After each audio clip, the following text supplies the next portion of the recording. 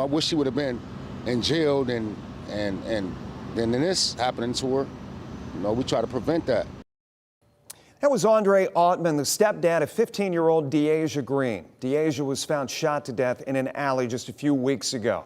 After her accused killer appeared in juvenile court, Ottman told us that he wishes the justice system had done more to help turn Deasia's life around.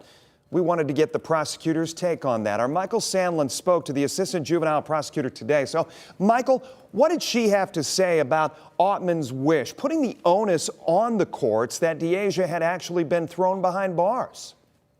Well, Jeff, she tells me that the trouble Deasia was getting into just wasn't serious enough for them to put her behind bars. The juvenile prosecutor's office says in most cases, kids are better off being at home than in a cell. But that might not be the case for the teen accused of taking Deasia's life, as they're putting him in to be tried as an adult. What I saw here has really, it's been shocking. Every kid seems to have a gun. Every crime is so much more serious than it used to be.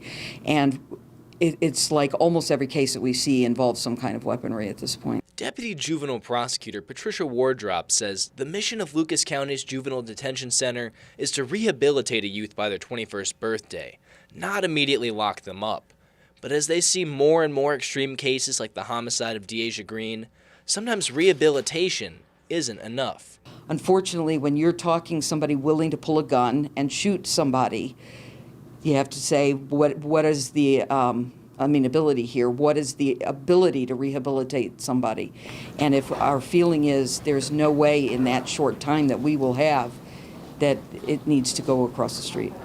But it's not as easy as just changing the suspect's sentence. Wardrop says there's a lengthy process to get the approval, especially when they're as young as the 15-year-old suspect in this case. Phase one, if in fact we prove probable cause, it goes to a second phase where they are seen by mental health professionals, by various professionals to determine are they amenable still to juvenile justice. But Wardrop says even when a suspect is tried as an adult, if the charges are reduced, the case is thrown back to the juvenile system.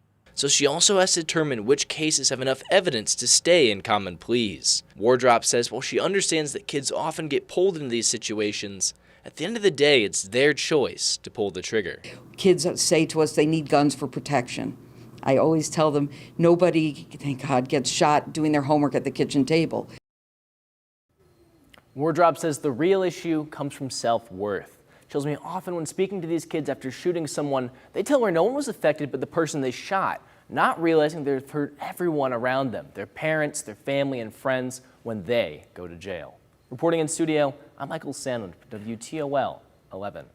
Well, Michael, with that in mind, a local group is calling on neighbors and city leaders to curb gun violence. The Coalition for Peaceful Toledo Neighborhoods is meeting right now to discuss the issue. And sitting there at home, man, look at the turnout. The group was founded by Reverend Dr. Stephen Swisher of Epworth United Methodist Church and former Toledo Mayor Cardi Finkbeiner. We've got crews there listening to what the discussions are tonight. We'll have much more from that gathering tonight on WTOL 11 at 11.